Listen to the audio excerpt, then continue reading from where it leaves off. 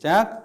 나는 선한 싸움을 싸우고 나의 달려갈 길을 마치고 믿음을 지켰으니 이제후로는 나를 위하여 의의 면류관이 예비되었으므로 주 곧 의로우신 재판장이 그 날에 내게 주실 것이며 내게만 아니라 주의 나타나심을 사모하는 모든 자에게도니라. 우리 한 번 더 할까요? 다시 한번 7절부터 시작. 나는 선한 싸움을 싸우고 나의 달려갈 길을 마치고 믿음을 지켰으니 이제후로는 나를 위하여 의의 면류관이 예비되었으므로 주 곧 의로우신 재판장이 그 날에 내게 주실 것이며 내게만 아니라 주의 나타나심을 사모하는 모든 자에게도니라. 아멘. 제가 어릴 때부터 같이 자랐던 굉장히 친한 친구가 3명이 있습니다. 그래서 저까지 4명인데 한 교회에서 만나서 자랐죠. 그러다 보니까 졸업하고 나서도 한참을 그 만남이 이어졌습니다. 그렇게 이어지다 보니까 저희가 우리 이왕 이렇게 만나는데 아예 정기적으로 만남을 가져보자라고 하게 되었고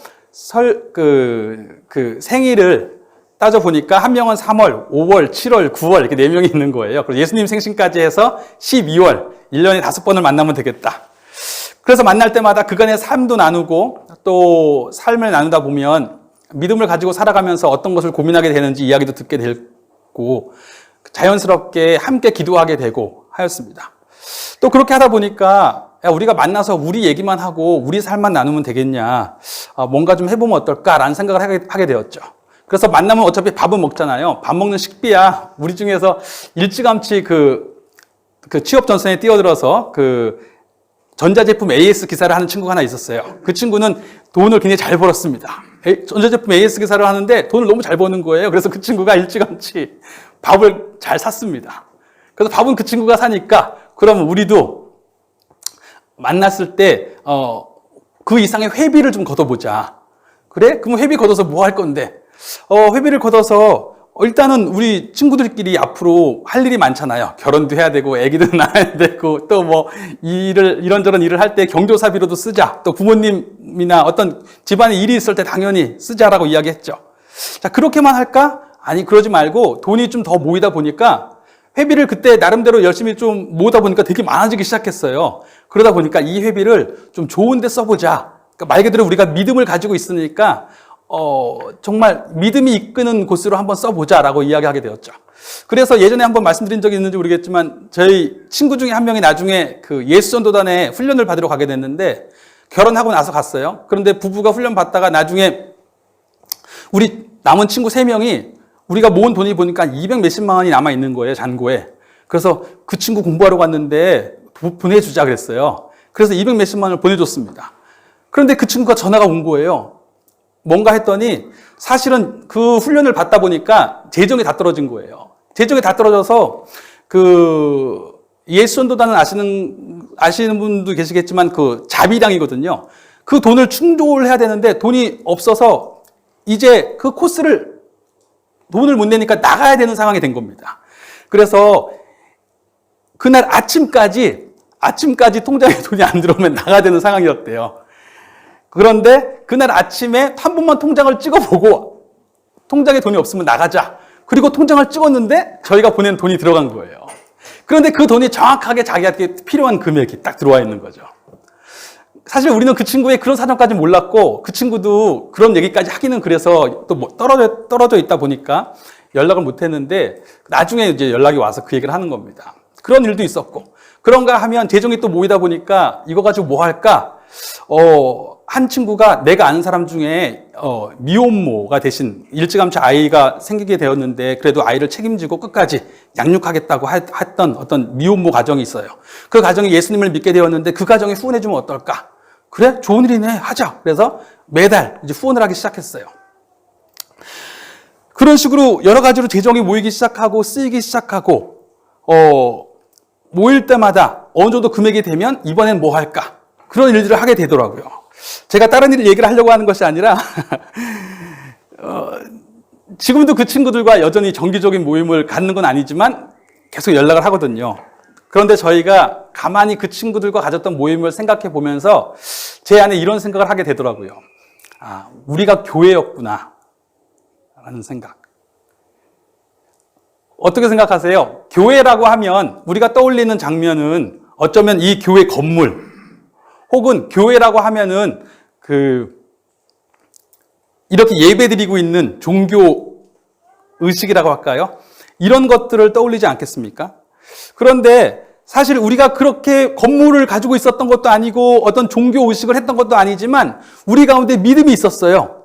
다 4명의 믿음이 있어서 우리가 같은 믿음을 가지고 함께 만나게 되었고, 우리가 만났는데 우리를 이끄는 이 믿음이라고 하는 한 믿음, 한 주님 안에 거하고 있는 이 공동 기반을 가지고 만나게 되었으니 우리의 모임이 어떤 식으로 나아가야 될까라는 것을 고민하기 시작하게 되었고, 정기적으로 만나게 되었고, 정기적으로 만나면서 모이는 재정 가지고 무엇을 할까?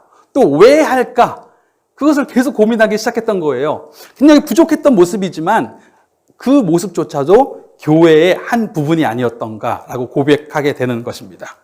즉, 교회는 교회 안에 머무는 것, 이런 건물 안에 머무는 것이 교회가 아니라 믿는 사람 한 사람이 다 사실은 교회라고 말할 수 있고, 그분들이 함께하는 모든 삶의 자리들이 교회로서의 모임이라고도 할 수 있는 것입니다. 즉, 우리가 예수님께서 승천하시고 예수님의 제자들이 복음을 전하기 시작했어요. 그래서 예루살렘에 수많은 사람들이 그 복음을 받아들이기 시작했습니다. 성경의 기록에 보면 하루에 3,000명도 오고 5,000명도 왔대요. 얼마나 많은 사람들이 예수님을 믿게 된 거예요. 그런데 그 사람들이 다 이제는 한 예수님, 한 믿음을 가진 그 새로운 정체성을 동시에 가지게 된 거죠. 그러다 보니까 이분들이 우리가 다 예수님 안에 있네? 그러면 우리가 이제 어떻게 하지? 라는 고민을 하게 되기 시작하는 것입니다. 처음부터 교회 건물이 있었던 것도 아니고 처음부터 정기적인 모임이 있었던 것도 아니에요. 그런데 우리는 예수님 안에서 새로운 약속을 붙들고 하나님 안에 거하는 사람이 되었는데 이제 우리는 어떻게 하지? 이 고민을 하기 시작하다 보니까 자연스럽게 그러면 우리가 안식일을 지키던 것을 주일을 지키면서 같이 우리가 모이자라는 고백을 하게 되었고, 그러면 우리가 모여서 무엇을 하지? 하나님을 예배하고 또 우리가 삶을 하나님을 믿는 사람으로 살아가야 되는데 그 삶을 살아갈 수 있는 내용들을 다시 한번 가르치고 배우는 시간을 가지자. 또 그러면 우리가 그 일을 어떻게 하지? 우리가 재정을 모아서 한번 해보자. 자연스럽게 교회로 어떻게 살아갈 것인가를 고민하기 시작하자 나오게 되는 얘기들이 있었는데, 그것이 무엇이냐면 모임에 대한 이야기, 사역에 대한 이야기, 그리고 재정에 대한 이야기. 지난 3주 동안에 첫 번째 주에는 생명의 이야기를 나누었습니다. 복음에 대한 이야기였어요. 하나님이 세상을 이처럼 사랑하사 독생자를 주셨으니 누구든지 그를 믿는 자마다 멸망하지 않고 이 생명을, 영원한 생명을 얻게 하고자 하심이라. 아멘. 이 말씀을 주셨습니다. 요한은 그렇게 고백해요. 이 요한복음에 있는 말씀이잖아요. 요한은 이렇게 말합니다. 예수님은 빛이시다. 자, 빛이시라는 게 어떤 의미입니까? 저희 처가 얘기를 예전에도 했었죠. 문경에 있습니다. 한번 문경에 갔는데 헤드라이트가 고장이 나버린 거예요. 한밤중에. 여기는 가로등이 있는데 거기 가로등이 없더라고요. 저희가 장인어른이 계시는 곳이 산골이거든요. 이 헤드라이트가 없으니까 정말 1m 앞이 안 보이는 겁니다. 그래서 너무 난감했는데 그때 막 이것도 켜보고 저것도 켜보고 막 했는데 마침 안개등이 작동을 하더라는 거예요. 그래서 안개등이 작동을 해서 제가 움직이기 시작했습니다. 빛이 오니까 갑자기 길이 분별되기 시작하는 거예요. 제가 어디로 가야 되는지, 어디로 가면 안 되는지가 보이기 시작하는 것입니다. 삶이 보이기 시작하더라는 것입니다. 즉, 예수님이 빛이라는 것은 예수님 안에 거하고 나니까 내가 살아가야 될 길이 이것이구나, 내가 살아가야 될 삶이 이것이구나, 이것이 보이기 시작하기 때문에 예수님 안에 생명이 있다. 그 빛 안에 생명이 있다고 이야기하는 것입니다. 그리고 두 번째 주에는 생명의 나타남에 대해서 이야기했습니다. 디도서 2장 11절부터 14절까지의 말씀을 보았어요. 그가 우리를 대신하여 자신을 주심은 모든 불법에서 우리를 속량하시고, 구원에 대한 이야기죠. 우리를 깨끗하게 하사 양육되어서 선한 일을 열심히 하는 자기 백성이 되게 하려 하심이라. 즉, 우리로 하여금 구원받아서 하나님 생명 주신 것은 그것을 가지고 이제 하나님의 백성으로 삶의 자리를 살게 하려고 했다는 겁니다. 하나님의 백성으로 사는 삶을 선한 일이라고 이야기했어요. 선한 일이 무엇인가 했더니 하나님께 살아있는 예배로 드려지는 삶, 하나님의 통치가 이 땅에 임하고 있음을 선포하고 그것을 고백하는 삶, 그것이 선한 일이라고 이야기했습니다. 그리고 지난주에는 생명의 공동체에 대한 이야기를 했습니다. 이미 말했던 복음의 비전, 그렇죠?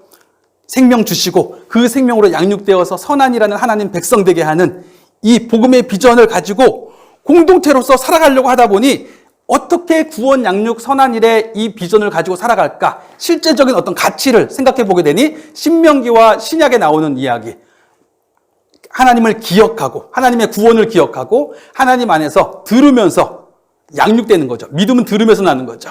듣는 마음으로 사는 거예요. 그러면서 살아가면서 생명의 복을 누리는 것. 우리는 기억합니다. 우리는 듣습니다. 우리는 살아갑니다.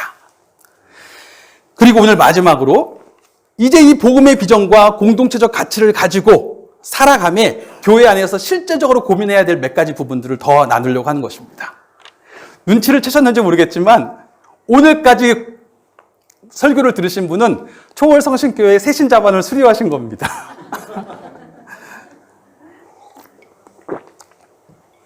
이미 그 정도 다니시기도 했지만 저희가 방향을 다시 정리하면서 새신자반을 수료하신 것이고 한 주라도 빠지셨으면 제가 방법들을 찾아볼게요. 영상을 보내드릴 수도 있고 영상을 들으시면서 할 수도 있고 아니면 또 앞으로 오실 분들은 또 거기에 맞게 교육을 하면 될 것 같습니다. 자, 모임, 사역, 재정. 사실 이 세 가지는 교회로서 모이기 시작하면 고민하게 되는 부분이에요. 우리가 교회로서 어떻게 해야 될까? 교회라고 하는데 어떻게 해야 될까? 자, 우리는 모여야 된다고, 우리는 이제 모이는 공동체가 돼야 되겠다라는 생각을 하게 되는 거죠. 어떻게 할까? 우리는 모이자. 우리는 모입니다. 왜 모여요? 우리의 모임에는 분명한 이유가 있습니다. 그것은 이미 말했던 것처럼 다시 삶으로 나아가기 위해서.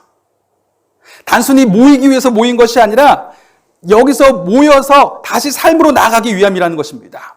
삶의 자리에서 하나님을 기억하고 이곳에 모여서 양육되어서 다시 삶의 자리를 살아갈 힘을 얻기 위해서 하나님의 백성으로 살아가기 위해서 모인다는 것입니다.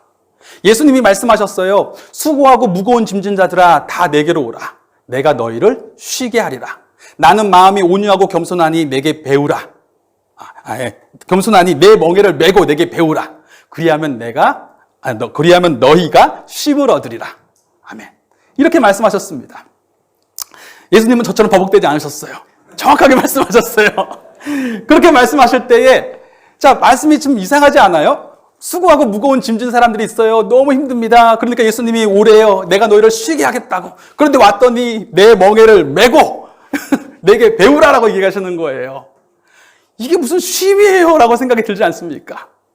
그런데 예수님이 말씀하실 때 그 맥락을 봐야 되는데 그 예수님 당시에는 유대인들이 짐이라는 표현을 쓸 때 그것이 갖고 있는 여러 가지 의미가 있는데 그 중에 하나는 뭐냐면 랍비들의 가르침, 바리새인들의 가르침도 짐이었습니다. 율법적인 가르침을 갖고 살아가는 거예요. 즉 이렇게 살아가는 것이 너희가 평생 짊어져야 될 짐이다. 그 짐을 짊어지고 가는 거다라고 이야기하는 거죠. 그런데 예수님이 보시기에는 그 짐이 잘못되었다는 거예요. 왜요? 종교적인 규례만 지키면 된다고 생각하는 거예요. 무조건 안식일은 무조건 지켜야 되니까 안식일 날은 아무것도 하면 안 돼. 막 안식일의 본래 의미가 아니라 안식일이 중요한데 안식일의 본래 의미보다 안식일 자체가 목적이 되기 시작하는 거죠. 그러다 보니까 예수님이 그날 생명을 살렸는데도 생명 살린 것 가지고 예수님을 비난하는 거예요. 왜 안식일 날 이랬느냐고. 그런가 하면 다른 의미로 반대로 그것이 싫어서 나는 쉬고 싶어 하다 보면 잘못돼서 반대로 쉰다는 건 즐거운 거니까 난 즐겁게 살고 싶어. 즐거움만 쫓으면 쉼이 된다고 생각을 하는 겁니다. 그렇게 될 수도 있는 거예요. 그런데 예수님은 그러한 잘못된 것에 대한 짐을 벗어버리고 내게로 오라. 이제 예수님 안에서 예수님이 그냥 자유롭게 하시진 않나 봐요. 다시 무언가를 지우고 다시 배워야 돼요. 그런데 중요한 것은 예수님 안에서 얻게 되는 이 배움은 내가 삶을 다시 기쁘게 살아갈 수 있는 힘을 주는 배움이라는 거예요. 그전에는 종교적 규례를 내가 지켜야지 예수 믿는 사람으로 이렇게 살아야지 살다 보니까 오히려 그것이 짐이 되었는데 이제는 그것이 아니라 예수님 안에서 살아가는 것, 하나님의 자녀로 살아가는 것, 예수님과 하나가 되어서 하나님 백성으로 살아간다고 하는 것이 그 삶을 살아갈 힘을 준다는 것을 경험하게 되는 쉼을 배우게 될 것이다 라고 이야기하시는 것입니다. 그래서 내가 너희를 쉬게 하리라고 말씀하신 것입니다. 즉 우리가 주일날 모여요. 그리고 평일날 기도회도 합니다. 근데 평일날 기도회에 나오시는 이유가 뭡니까? 그날 안 나오시면은 천국 못 가서 안 나오시는 거예요? 아니면 주일날 꼭 모이시는 이유가, 혹은 말씀 세미나로도 하게 될 거고, 말씀 세미나도 하게 될 거고, 혹은 소그룹으로 적용에 대해서 더 이야기하게 될 거고 할 때에 그 모임들을 하시는 이유가 뭡니까? 교회에서 그것을 해야만 점수를 받을 수 있기 때문에 그렇습니까? 아니요. 그게 아니에요. 그 시간을 통해서 다시 살아갈 수 있기 때문에 그렇습니다. 그 시간을 통해서 빛이 이것이구나. 내가 가야 될 길은 이것이고 가지 말아야 될 길은 이것이구나. 생명의 길은 이것이고 생명의 길이 아닌 것은 이것이구나. 그래서 다시 살아갈 수 있는 쉼을 얻게 하려고 하는 것입니다. 즉 우리는 모일 겁니다. 왜 모여요? 다시 나가라고. 다시 세상 속으로 보내어지라고 모일 것입니다. 자, 예수님 안에서 모이고 나갈 때에는 우리 마음에 그런 것이 있는 거예요. 나는 하나님의 백성, 하나님의 나라, 나는 하나님의 소유된 자녀, 나는 하나님의 군대.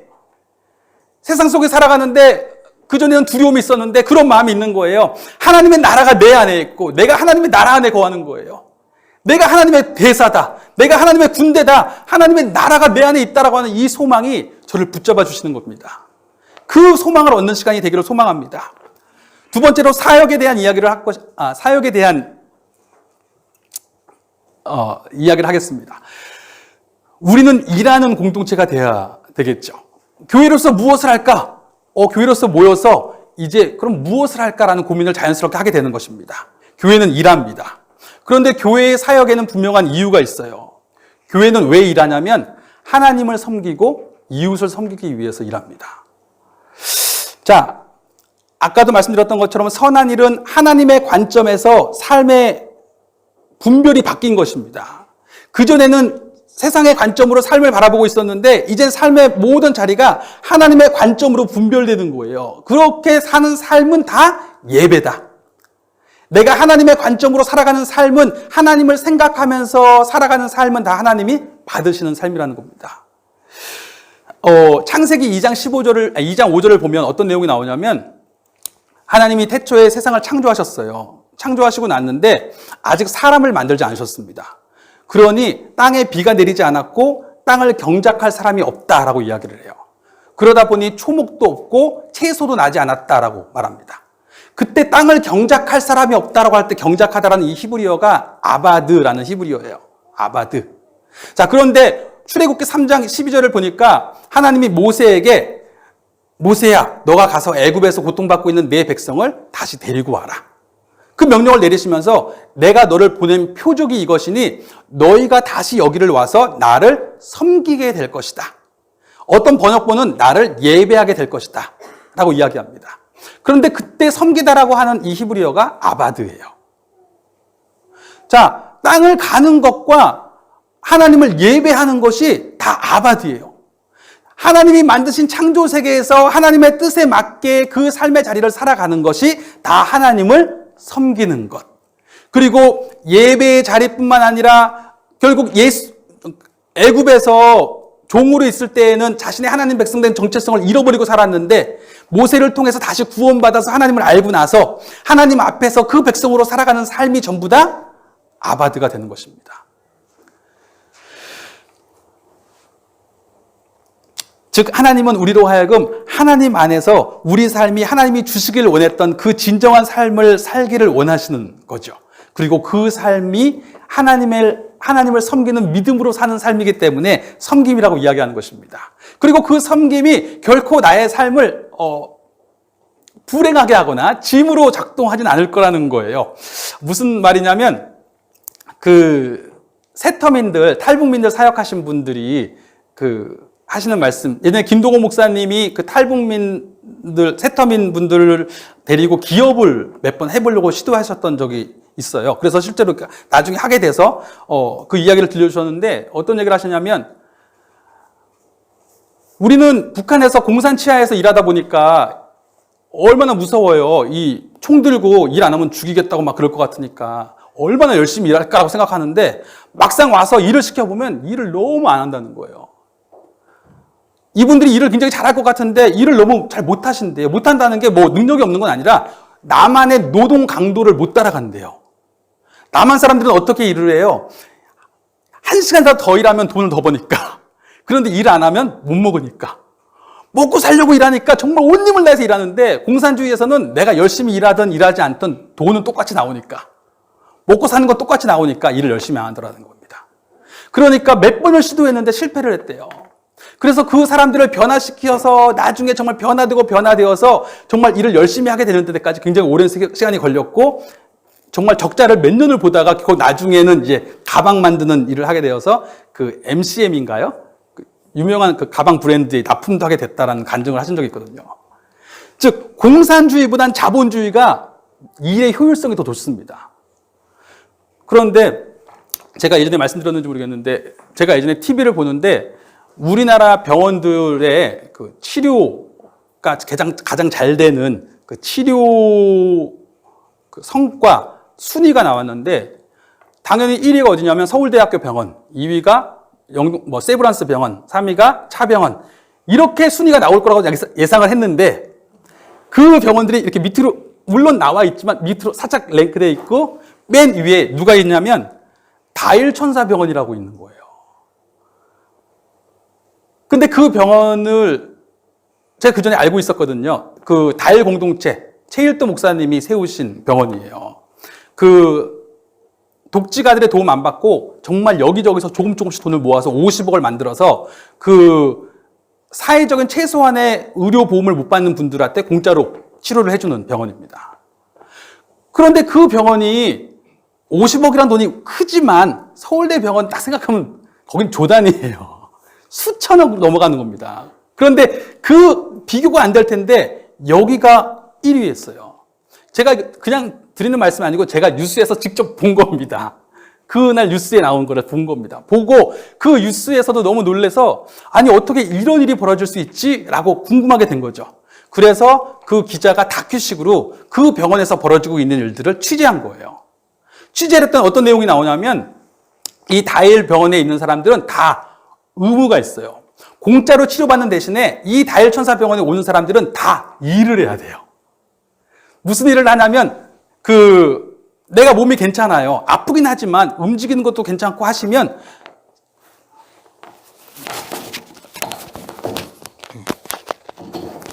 죄송합니다. 몸 움직이는 게 괜찮으시고 하면 됐죠. 죄송합니다. 움직이는 게 괜찮고 하면 식사를 나른다든지 아니면 빨래를 한다든지 이런 일을 하는 거예요. 그리고 만약에 걷는 게 불편하셔서 앉아서 일을 하셔야 되면 그분은 수건을 갠다든지 빨래를 갠다든지 그런 일을 하는 겁니다. 그리고 만약에 앉아있는 것도 힘들어서 누워 계셔야 되는 분이 계시면 그분은 하루에 3시간씩 다른 사람 얘기를 무조건 들어줘야 되는 거예요. 아니 치료받으러 갔더니 왜 나를 일을 시켜? 라고 생각할지 모르겠는데 그렇지 않다라는 거예요. 여기는 무조건 그래야 운영이 되고 또 그렇게 해야 된다고 생각하는 거예요. 왜냐하면 누구든지 간에 그 사람의 모습 가운데 섬길 수 있는 부분이 있다고 믿는 겁니다. 그래서 섬기라고 하는 거예요. 그런데 놀라운 거는 그렇게 섬기면서 치료받는데 이분들의 회복률이 더 빠르더라는 겁니다. 공산주의보다 자본주의가 더 나은데 이 자본주의보다 섬기면서 살아가니까 사람이 더 잘 회복되더라는 거예요. 더 삶의 방향이 잡히더라는 겁니다. 실제로 그 시장에서 전을 부치시는 아주머니께서 시장에서 돈 벌려고 전 부칠 때 하루에 100개를 부치시는데 그 봉사활동 가가지고 부치시는데 하루에 200개를 부치시는 거예요. 즉 하나님이 우리를 섬기라고 하신 것은 우리로 하여금 그 섬김이 그냥 힘들게 하려고 하는 것이 아니라 우리도 섬김을 받아야 되죠. 치유받아야 되죠. 돌봄을 받아야 되죠. 하지만 내 모습 가운데 분명히 섬길 수 있는 부분이 있다라고 말씀하시는 거예요.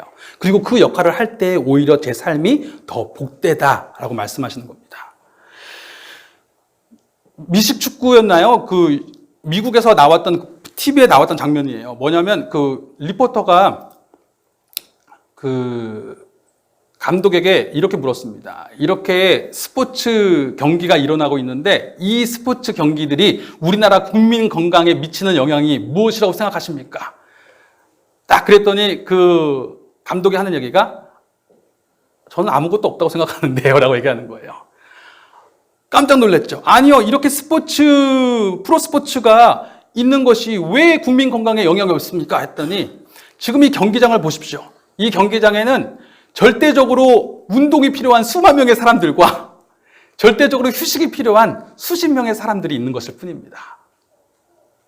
어쩌면 스포츠 경기를 만들어 놓고 사람들은 정말 자기는 운동해야 되는데 운동은 하지 않고 운동을 누군가 대신해 주라고 저기다 몰아놓고 이렇게 보면서 좋아한다는 거예요.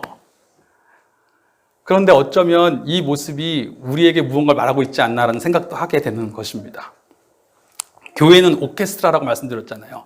지난주에 말했던 것처럼 우리는 부족하지만 중학교 오케스트라 같을 수 있고 초등학교 오케스트라 같을 수도 있지만 우리는 그 안에서 요한계시록에 나오는 천상의 연주의 비전을 가지고 하늘 생명의 음악이 어떤 것인지, 하늘나라의 음악이 어떤 것인지를 우리가 최선을 다해서 연주하며 살아가는 겁니다.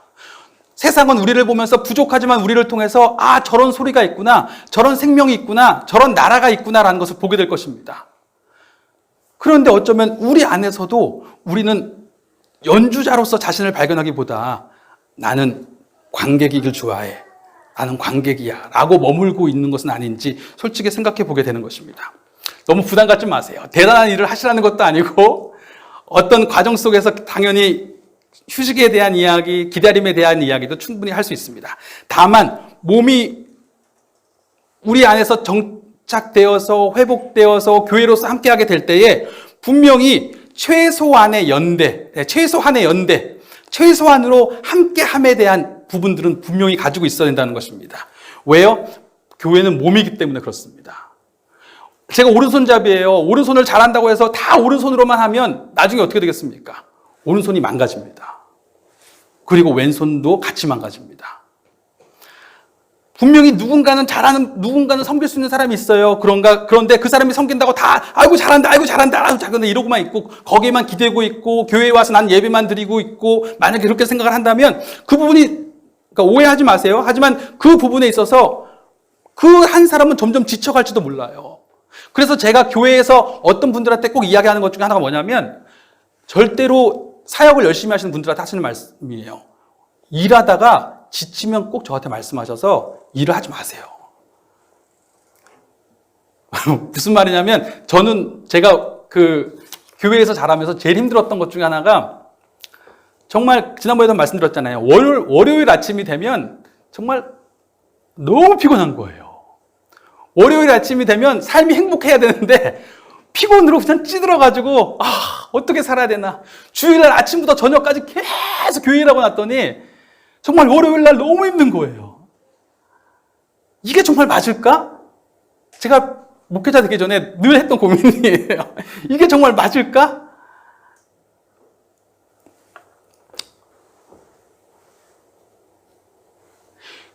교회는요, 목장을 경영하기 위해서 교회를 하는 것이 아니라 주님의 목양에 참여하기 위해서 있는 공동체입니다. 즉 시스템을 유지시키기 위해서 교회가 돌아가고 공동체가 돌아가고 이 공동체가 돌아가려면 어쩔 수 없이 누군가 일을 좀 나서서 해야 돼요. 그런데 나서서 하시는 분들이 갑자기 빠지게 됐어요. 몸이 아픈다든지 힘든 상황이 생긴다든지 해서 빠지게 됐어요.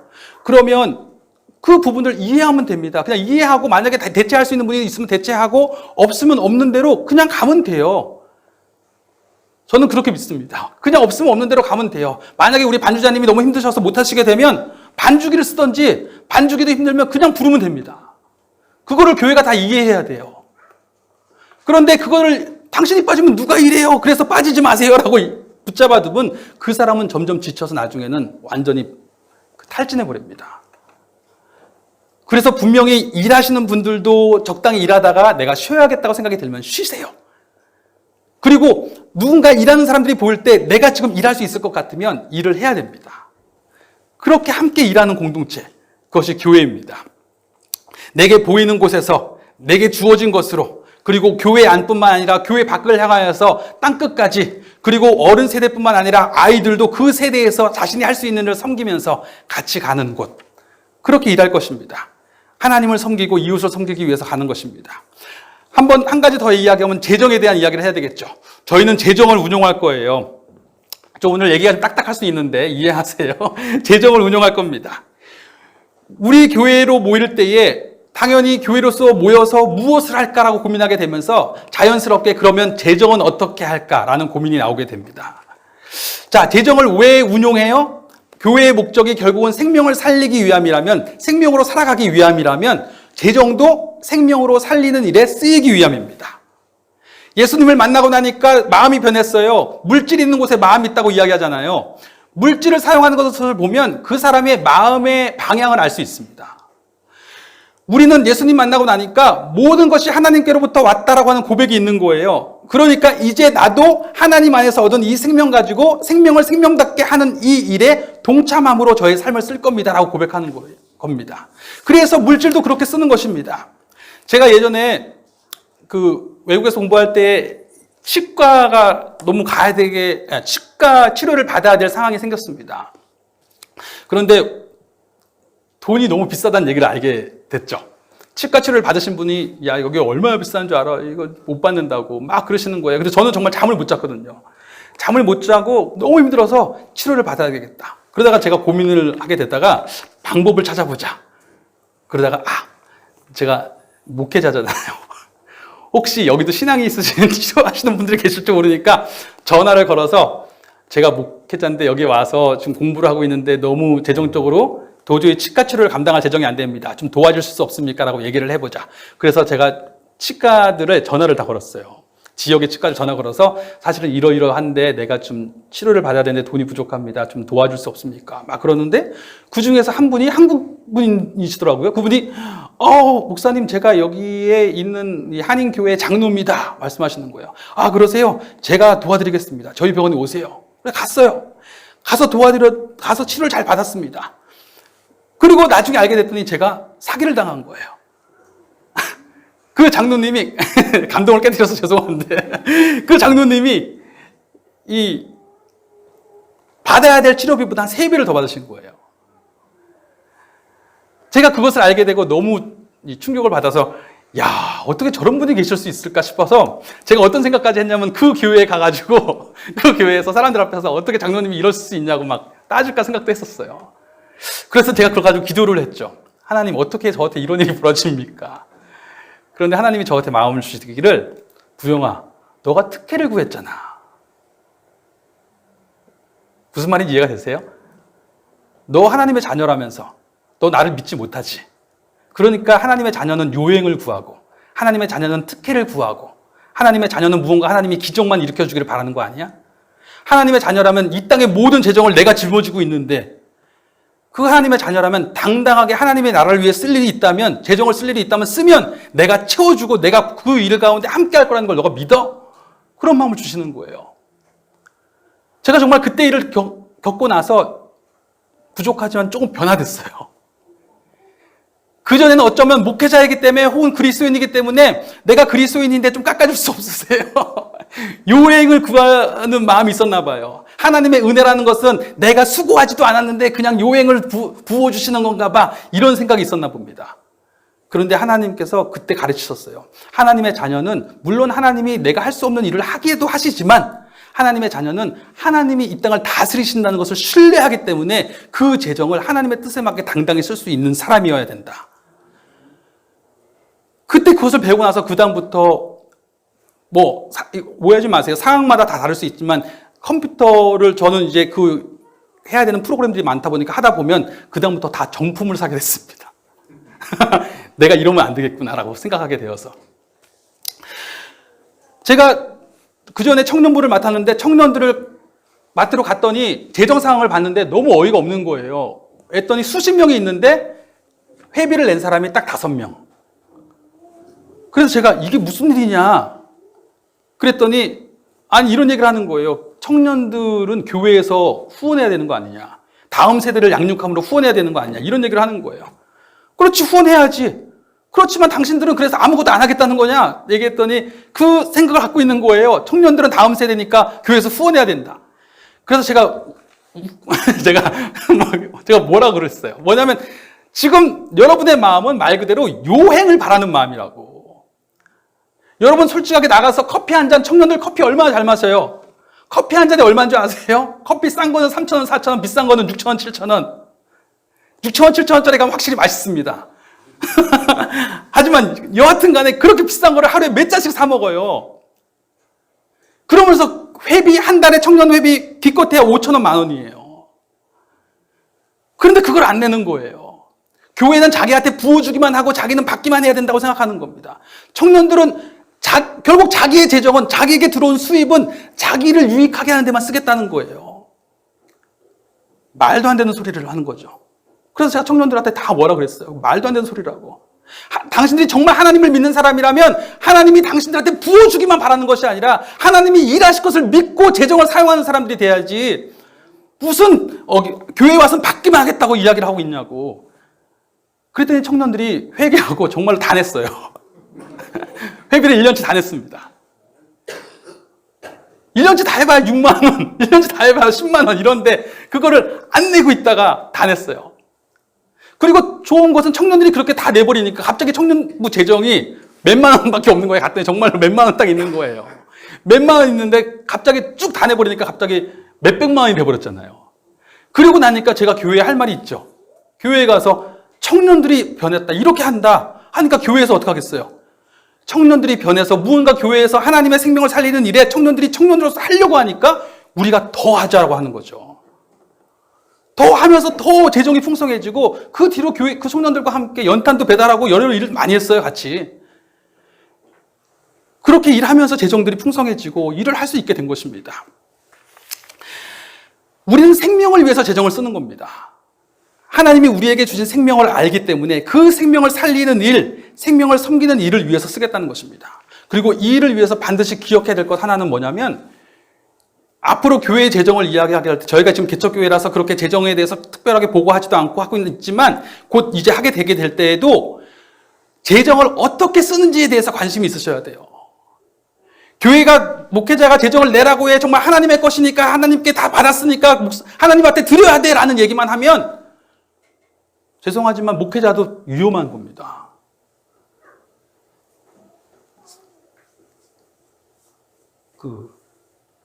세상에서 살아가면서 우리가 돈을 버는 고백에만 치중해서 나 자신을 위해서 돈을 버는 삶만 살지 아니하고 하나님의 생명으로 살아가는 삶을 위해서 재정을 써라라고 이야기해요. 그러면서 그 생명을 살리는 일에 교회가 일하겠다, 재정을 내라고 이야기합니다. 그런데 교회는 정작 그 돈을 모으는 데만 관심이 있다면, 그러면 교회는 뭐가 다른 거예요? 정작 생명을 살리는 일에 돈을 씁시다라고 모았는데 그 돈을 교회는 가지고만 있겠다고 이야기한다면 교회는 말 그대로 세상 가치관 따라가는 거잖아요. 그렇죠? 그러니까 그 교회가 그 돈을 세상을 정말 생명을 살리는 일에 쓰는지에 대해서 관심이 있으셔야 돼요. 재정이 보고될 때에 그 부분을 이야기하셔야 됩니다. 제가 혹시 나중에 문제가 생겨서 제가 그런 부분을 깨닫지 못한다면 여러분이 얘기를 해주셔야 돼요. 교회 재정을 생명을 살리는 일에 쓰고 있는지를 고백해야 됩니다. 솔직히 우리 교회는 이제 그 헌금 봉투가 2개 있습니다. 감사 헌금과, 제가 이제 새신자 교육이라고 생각하기 때문에 다 얘기하는 거예요. 감사 헌금과 그 11조 봉투 딱 2개 있어요. 제가 감사 헌금 봉투는 말 그대로 그냥 주일 헌금 개념으로 생각한 거예요. 말 그대로 감사해서 하나님, 이 생명이 하나님께로부터 왔고 하나님의 생명을 위해서 쓰여지길 원합니다라는 고백으로 드리길 원하는 것이고, 또 11조도 그 고백 가운데 제가 정말 결단해서 10분의 1을 생명 살리는 일을 위해서 쓰겠습니다라는 고백으로 드려지라고 11조와 감사헌금 딱 두 가지만 놔둔 겁니다. 그런데 우리가 이렇게 재정을 모을 때에 저는 항상 제가 이 교회 건물을 사용하면서 고백하게 되는 것은 우리는 사랑에 빚진 사람이구나라는 겁니다. 사실 이렇게 좋은 건물에서 함께 예배드릴 수 있는 것이 얼마나 큰 은혜입니까? 그런데 이것이 사실 우리 게 아니에요. 성남에 있는 성신교회에서 무상으로 임대를 해준 겁니다. 자, 무상으로 임대를 해주셨어요. 어떻게 이렇게 좋은 건물을 임대해 줄 수 있을까? 그분들이 헌신한 거예요.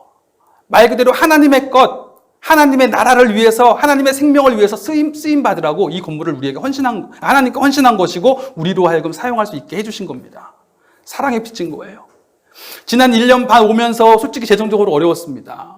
그 재정적으로 어려운 시간들 제가 어떻게 지나왔겠어요? 하나님이 이분 저분 통해서 후원해 주셨어요. 생각지 못했던 분이, 정말 연락도 안 됐던 분이 갑자기 연락 와서 교회 개척했다는 얘기 들었다고, 그러면서 자기가 이번 달 첫 번째 월세를 받았는데 월세를 주고 싶다고 보내주신 분도 계시고, 막 이렇게 그런 후원들을 통해서 이렇게 교회가 세워져 왔습니다. 즉 사랑에 비쳤습니다. 그렇기 때문에 우리도 결국 그 모든 분들이 가지고 있는 고백이 뭡니까? 우리는 하나님께 속했다. 우리는 하나님의 생명으로 살아갑니다. 라고 하는 고백이에요. 그러면 우리도 그 생명의 대열에 동참해야 됩니다. 점점 하나님이 교회를 양육시켜 주시고 세워주셔서 일하게 하실 때 생명을 살리는 일에 사랑에 빚진 마음으로 동참할 수 있기를 소망합니다. 오늘 본문 말씀에 이 디모데 후서 4장 7절 8절 말씀이잖아요. 그 말씀, 이 디모데라고 하는 사람은 나중에 에베소 교회의 목회자였습니다. 바울이 살아있는 동안 정말 많은 서신서들을 썼는데 그 서신서들 중에서 가장 마지막 서신서라고 알려진 것이 디모데 전후서입니다. 디모데 후서를 보면 오늘 읽은 본문에 무엇이라고 이야기합니까? 바울이 얘기합니다. 나는 선한 싸움을 싸우고 달려갈 길을 마쳤고 믿음을 지켰다. 무언가 결혼하지 않아요? 바울이 곧 죽어요. 바울이 감옥에 갇혀서 죽음을 목전에 두고 이제 쓴 편지가 디모데 후서입니다. 그런데 디모데 전서를 봐도 그렇고 후서를 봐도 그렇고 반복되는 내용이 나오는데 1장을 보면 이렇게 얘기합니다. 아들 디모데야, 내가 내게 이 교훈으로서 명하노니 내가 전에 너를 지도한 예언을 따라서 그곳으로 선한 싸움을 싸워라. 그리고 디모데 전서의 마지막 장에는 오직 너 하나님의 사람아 이것들을 피하고 의와 경건과 믿음과 사랑과 인내와 온유를 따르며 믿음의 선한 싸움을 싸워라. 그렇게 디모데 전서에 편지를 보내고 디모데 후서에 두 번째 편지를 보내면서 마지막 구절에 오늘 읽은 것처럼 이렇게 얘기하는 겁니다. 나는 선한 싸움을 이제 마친다.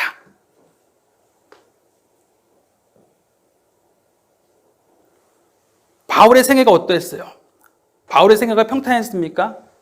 얼마나 많은 일들이 있었는지 모릅니다. 교회를 세우기 위해서 여기 가서 저기 가서 복음을 전하면서 교회 내부적으로 교회를 세웠는데 교회 안에서 생기는 여러 가지 불협화음들, 문제들 때문에 힘들어야 했고 그 자신이 오해받기도 했고 또 사회적으로 핍박을 받기도 했고 여러 가지 그 고난도 있었지만 교회는 바울은 오직 하나의 비전, 하나님이 그에게 주신 생명 붙잡고 이 땅에 교회를 세워가는 그 비전을 붙잡고 그 일을 해온 것입니다. 그리고 바울은 그것을 나는 선한 싸움을 싸웠다라고 이야기하는 것입니다. 그러면서 말하는 것이죠. 이제 후로는 나를 위하여 의의 면류관이 예비되었다. 주 곧 의로우신 재판장이 그날에 내게 주실 것이다. 분명히 나는 이 수고의 끝에 하나님이 나에게 주실 의의 면류관을 확신합니다라고 이야기하는 것입니다. 그러면서 말하죠. 내게만 아니라 주의 나타나심을 사모하는 모든 자에게도니라. 이제 내 이후에 나와 같이 믿음의 싸움을 살게 될 모든 사람들, 하나님이 그들을 위해서도 분명히 의의 면류관을 예비하셨다라고 이야기하는 거예요.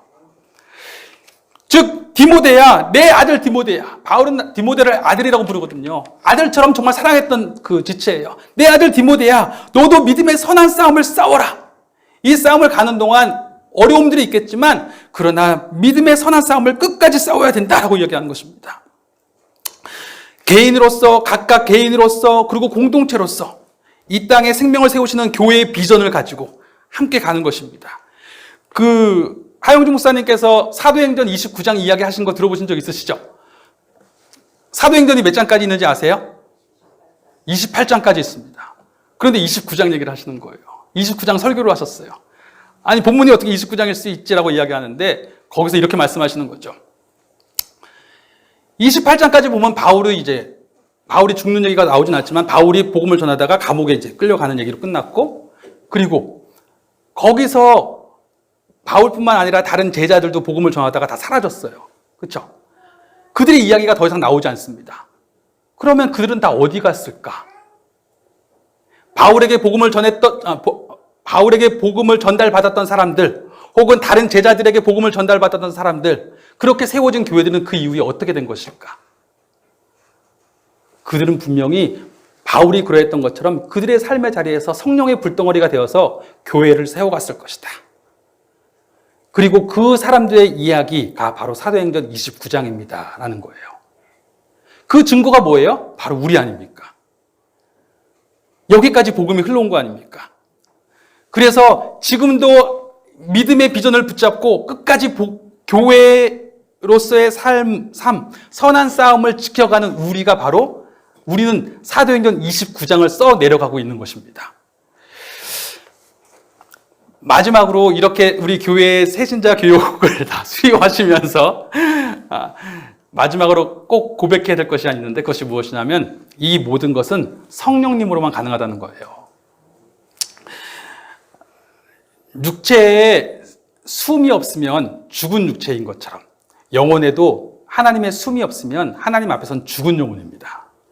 영혼은 산 것, 육체는 죽은 것이 아니라 하나님의 숨이 없으면 하나님의 생명이 없는 거예요.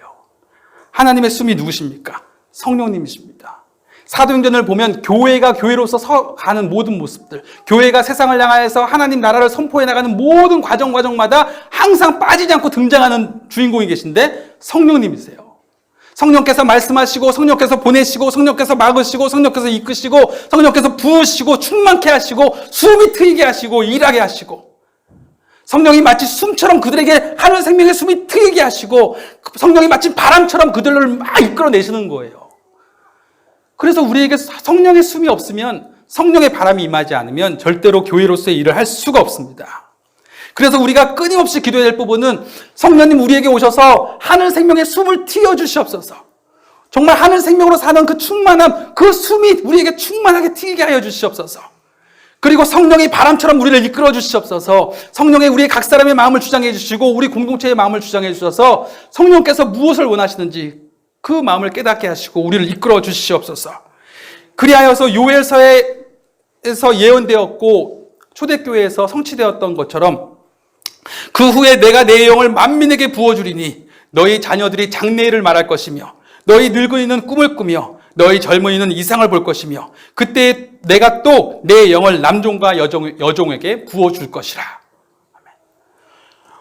이 약속은 오늘 우리에게도 동일한 것입니다.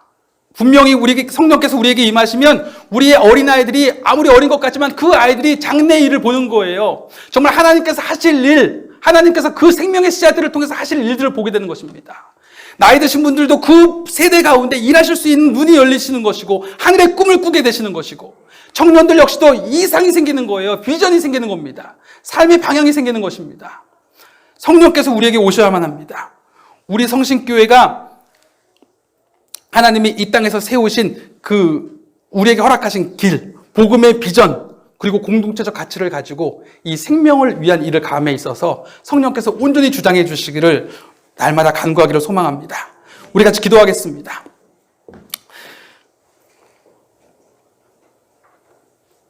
같이 기도할 때에 그렇습니다. 주님, 우리에게 하늘의 생명을 알게 하셨습니다. 예수 그리스도를 통하여서 우리에게 생명의 씨앗을 주시고 그 생명의 씨앗이 성령님으로 잉태가 되고 자라나게 하셨습니다. 그러니 이 시간 성령님 우리에게 오셔서 하늘 생명의 숨을 우리에게 트여 주시옵소서.